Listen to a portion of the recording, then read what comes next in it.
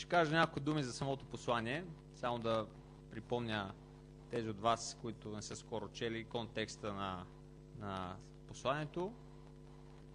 Яков, това е брата Господен, не е Яков Заведеев, не е един от апостолите от 12-те апостоли. В Словото се пише, че Исус Христос е имал братя. И един от тях е Яков, който след кръстната смърт на Христос или след неговото възкресение, преданията казва, че той е повярвал в Христос. Оттам насетне почва неговата работа сред християнската общност и историята казва, че той става лидера на църквата в Йерусалим или той става старейшината по това време и пише това съборно послание. Защо е съборно послание? Защото не е отправено до конкретна църква. Отправяне, т.е. съборното означава общо послание към християнската общност или към Христовите последователи. Счита се, че това е най-ранното послание или първото послание на Новия Завет, тъй като има някои вътрешни белези, които историците по тях отгатват, че не е писано след 50-та година, защото в 50-та година се провежда Йерусалимския събор. И историците дават като датировка на това послание 44-та година след Христа. До тогава не е имало никакво друго послание, освен Стария Завет, който е бил сред, като Библията. И Яков, като глава и старейшина на Йерусалимската църква, на християнската общност, той пише това събрание до юдейските вярващи. И един от белезите за това нещо е, че цели 11 пъти в това кратко послание от 108 стиха, които са в 5 глави, той говори или използва думата братя. Дори в последната 5 глава, повече от половината от тези 11 пъти са употребени именно в тази 5 глава. И текста, който прочете Борян, ще започна с това, че Яков дава една рецепта на вярващите какво да правят. Колко от вас имате личен лекар или GP? Тук в Македония така ли се казва? GP. Когато човек е неразположен или така боледуван, не се чувства добре, какво правиме?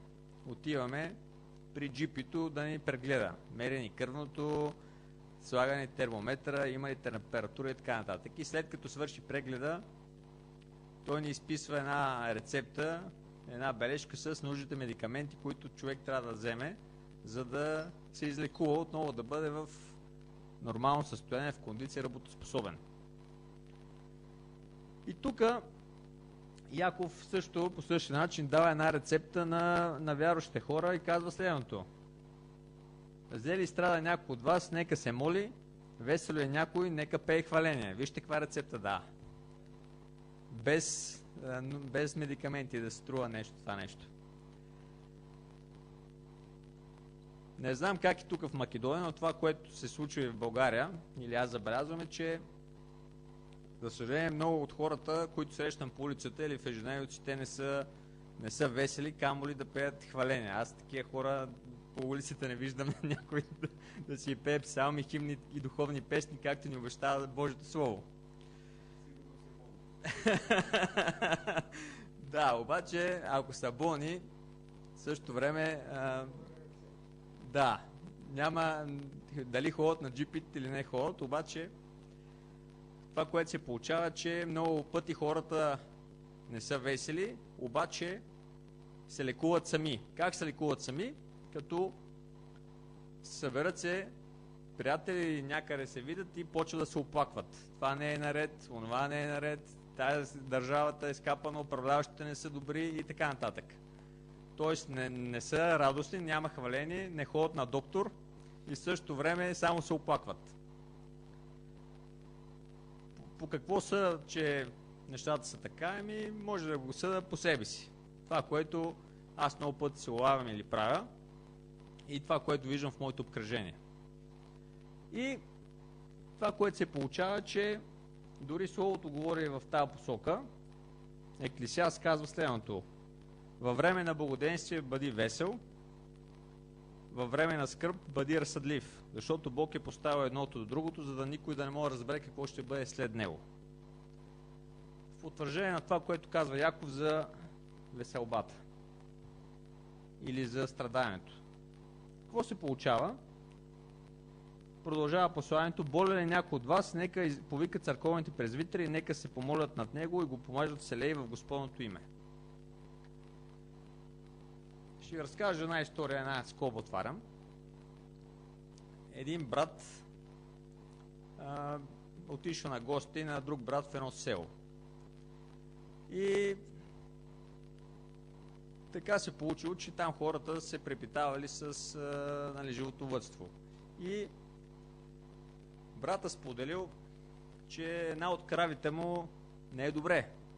Не може да излезе на паша, седи на двора, там в обора и не е добре. Ветеринара отсъства от няколко дни и той каза: не знам какво да правя, животинката ще ми умре.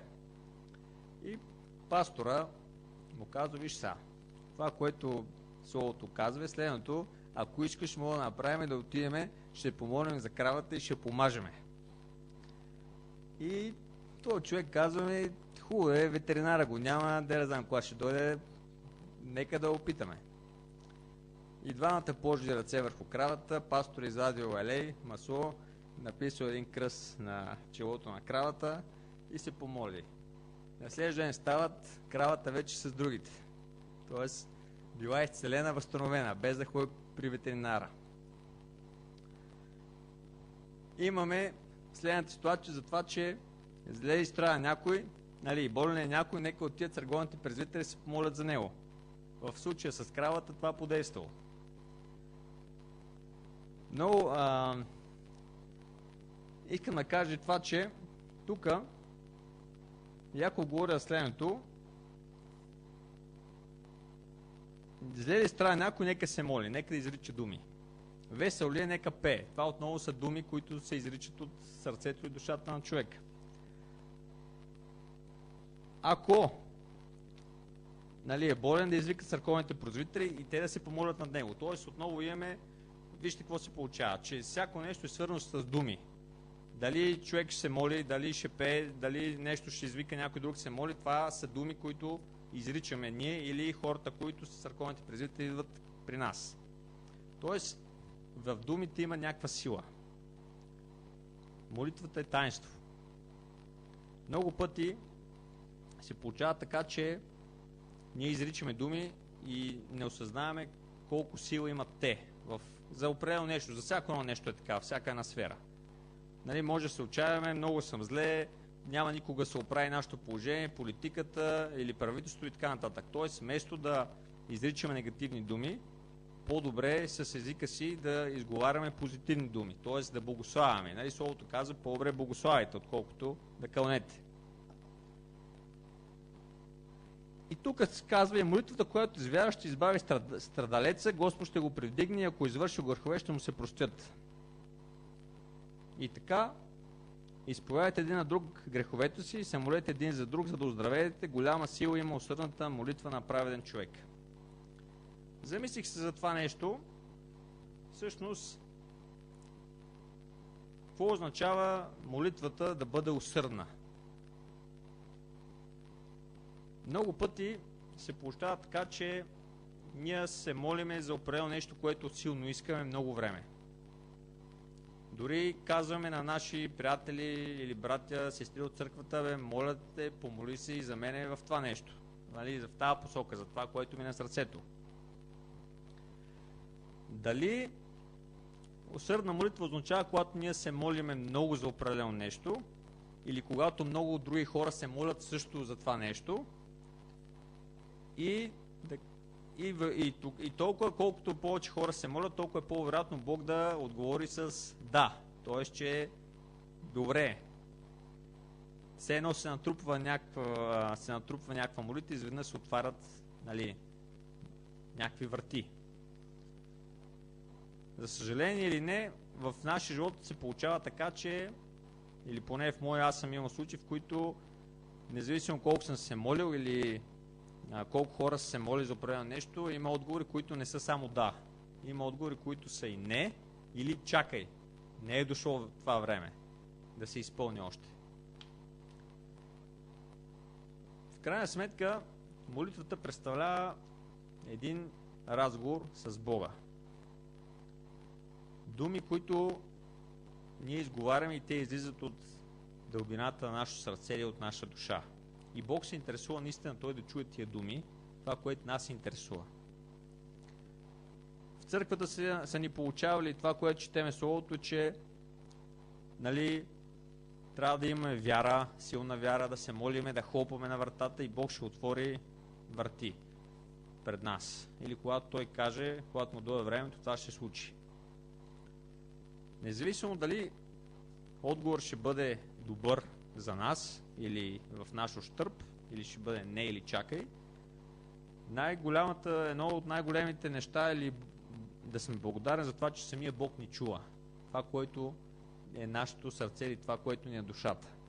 И Той ни кани, елате всички, и дори Христос в Евангелието според Матей записана и Той дава една рецепта на всички нас, на Христовите последователи. Казва, елате всички вие, които се трудите, сте обременени и аз ще ви успокоя. И продължава, вие ще вземете моя товар, който е лек и така, аз ще взема вашия товар. И Христос дава една рецепта за това, какво е добро ние да правиме, да си оставим товарите пред Господа. Искам да разкажа още един случай за това, че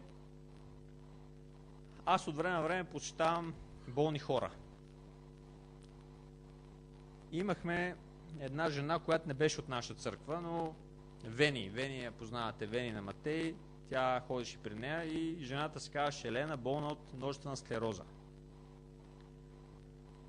Отивайки там,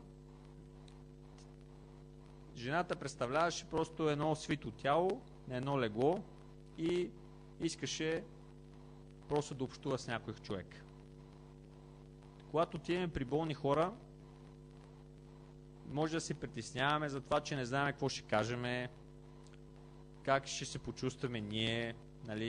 Много пъти обстановката не е много така приятна или не е много така хубаво, понамери свина урина или застоял въздух и така нататък. Обаче един такъв човек, който е в такова положение, той не иска да му казваш кой знае какви неща, да му проповядваш някакви истини от Божието Слово, които никой от нас не е достигнал. Той просто иска да го изслушаш, да му далиш време, да отидеш половин час, да му подържиш ръката и просто се помолиш и той да си изкаже своите болки. И тази жена ми сподели за това как си задава един въпрос, защо Бог не я изцелява. И много хора идвали, пастори при нея, те помазвали, молили си за нея, полагали ръце, по двама, по трима, дякони и други неща, други хора си идвали и споделя жената това, което боли. И аз си слушах и тя ми каза, знаеш ли, може би Бог не ме изцелява, защото една сестра дойде при мен от друга църква и ми каза, ако Бог те изцели, ти ще го забравиш Бога и ще се върнеш в света. Един вид ще му обърнеш гръб. И аз си казах, за мен такива неща са абсолютни пълни глупости. Защо? Защото кой съм аз да говоря от името на Бога, да казвам, Бог не те изцелява, защото ти ще му обърнеш на Бога гръб. И в този ред на мисли искам да кажа, че понякога Бог едни изцелява, други не изцелява. Бог отговаря на една молитва с да, на друга молитва отговаря с не. Защо се получава така? Това е Неговата воля или суверенната Божия воля. Ние не знаем много пъти кое е по-добро за нас, но в крайна сметка какъвто и отговор Бог да даде в нашата ситуация или спрямо ситуацията на някой нашия ближен, това е най-доброто от Бог. Или ние, които вярваме в Бог, би трябвало да бъде нашето отношение такова. Че това е Божията воля за този човек в този момент, за тази ситуация. В този ред на мисли,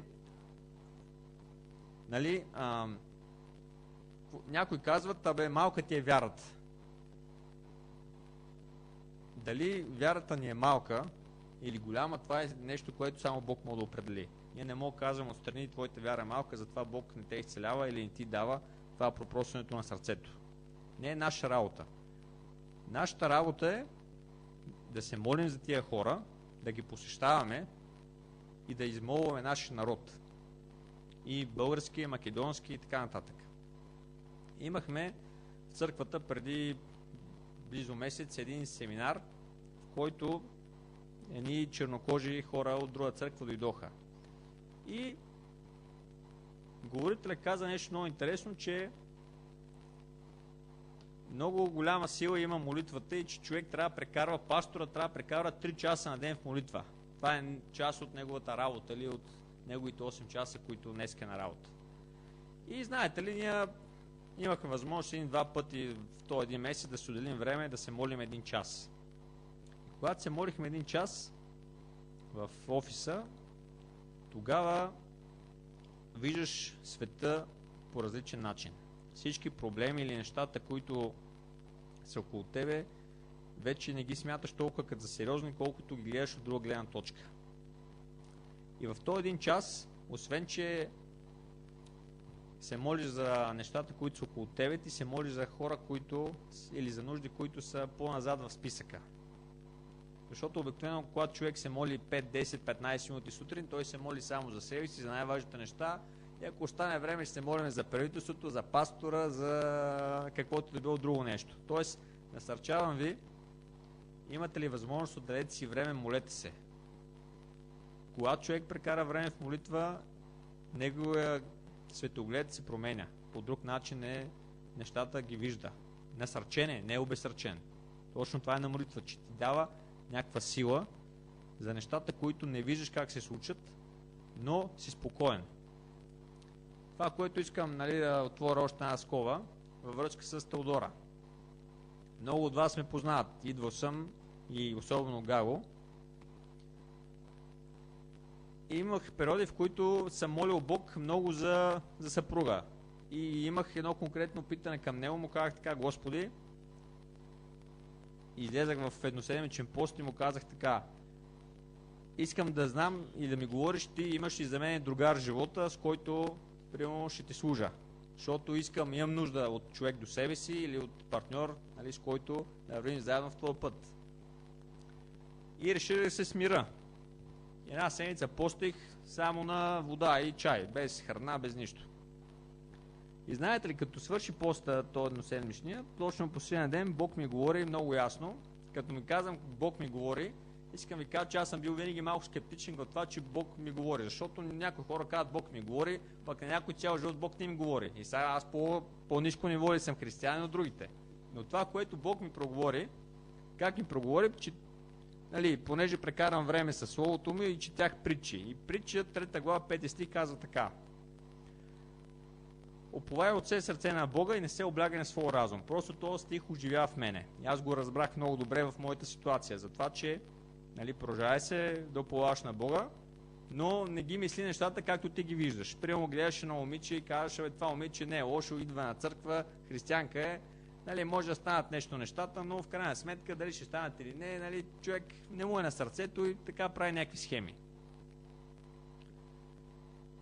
Какво представлява молитвата? Молитвата е един разговор, където човек излива сърцето си пред Бога. Казва си нещата такива, каквито са. Искаш измова, смиряваш се и искаш благоволението на Бога спрямо себе си и спрямо твоята ситуация. В нашите среди има много хора, които слагат лъжливи фасади на лицата си. Идва почти всяка неделя на църква, използва така църковни термини: слава на Бога, алелуя, благословен да си, благославям ти и така нататък. Моли се преди хранене всеки път и така се облича в едни църковни одежди, за да се представи добре пред другите, т.е. да има едно добро отношение другите към него. Но всъщност много от тия хора или много от нас сме хора, които имаме или изпитваме някаква вина, съмнения, огорчения, имаме си страхове и ние се страхуваме да се открием пред другия, защото не знаеме другия какво си помисли за нас. Или ще каже: то гледай какъв грешник е, в тази ситуация много реагира по неправилен начин. И така ние се затваряме, но всъщност Бог ни поставя в една общност. И за мен църквата е едно семейство. организъм, където Бог ни е поставил един до друг, да си помагаме, да се приемаме, да се молим. И както тук каза Словото, и така изповядайте един на друг греховете си и се молете един на друг, за да оздравеете. Имате ли хора, които чувствате достатъчно близки, за това да им споделите през какво преминавате? Да изповядате греховете си. Защото всеки от нас греши. Няма безгрешни хора.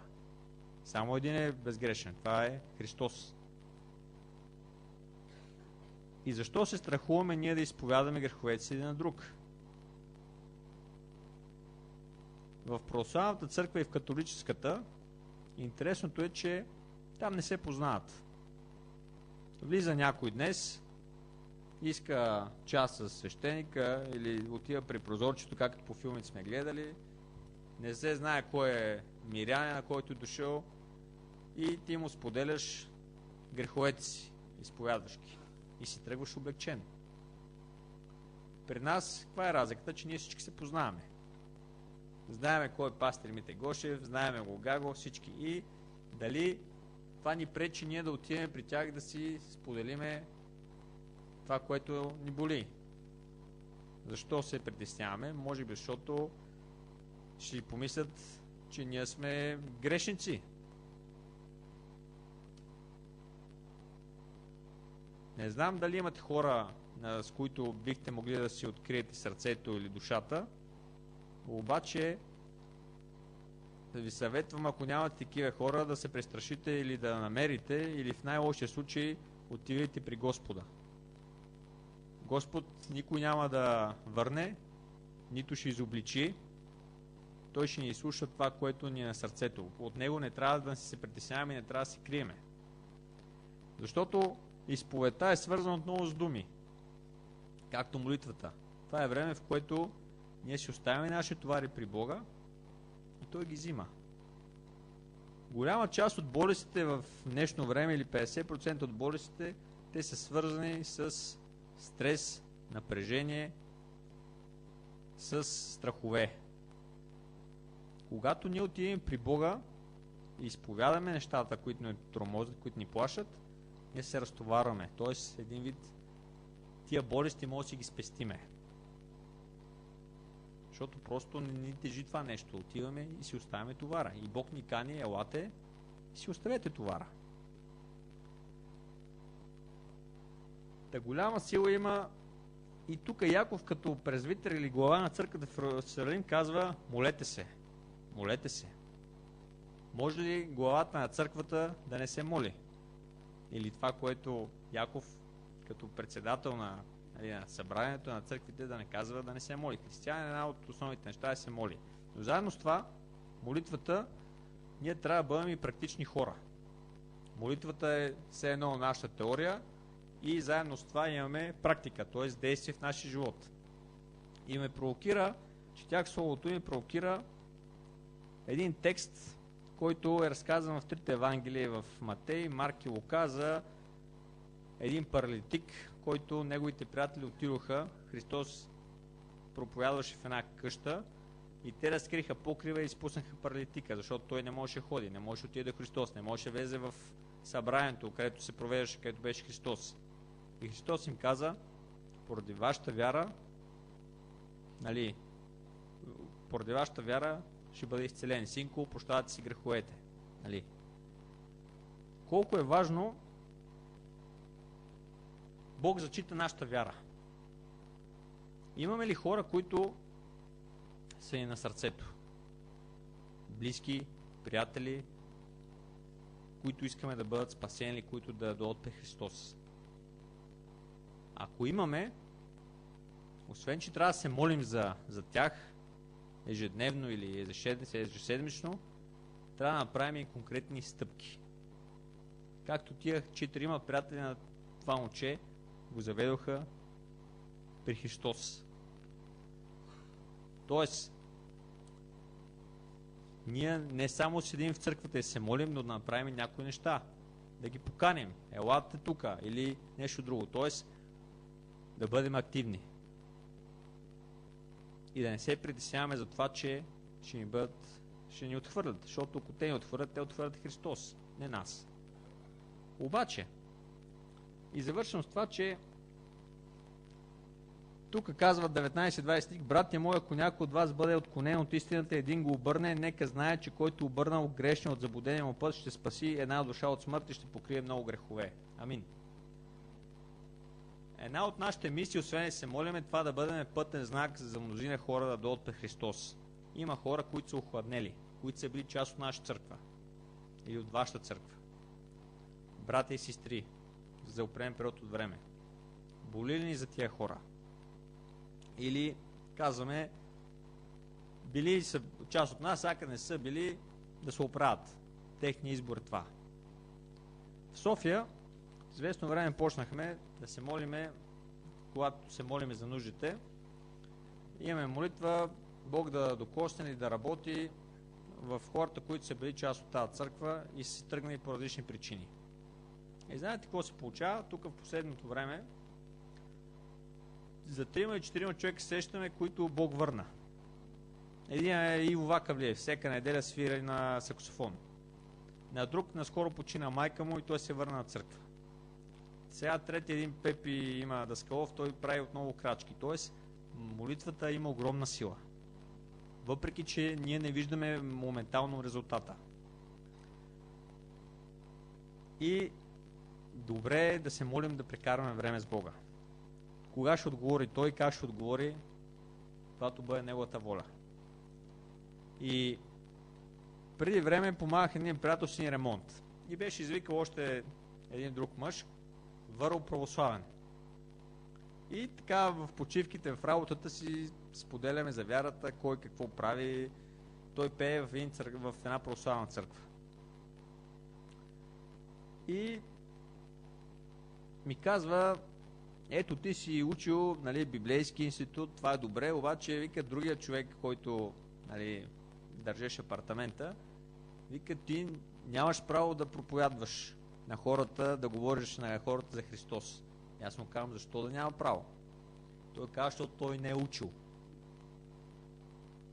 Православните смятат, че ако Бог да се открие, или поне този мъж, ако Бог се открие, това е добре, ако не, Бог си има работа за другите хора. Тоест, Бог си има за всеки един определено време. И не е наша работа ние да ходим при другите да говорим за Христос. И аз му казах, човек, как да не е наша работа? Чети Библията и там се казва, Христовите думи в Матей Евангелието завършват така. И така отидете и правете ученици по целия свят и така, нали, до всяко едно кътче, нали, на земята. Това е Господната повеля.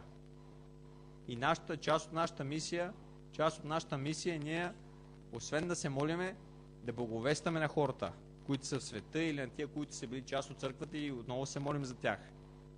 Тоест, православните казват, ако не си учил или Бог си знае работа за другите хора, не е твоя работа. Напротив, точно това е разликата, че Бог ни е дал власт и Той ни е казал, вие сте мои ученици, това искам от вас да правите.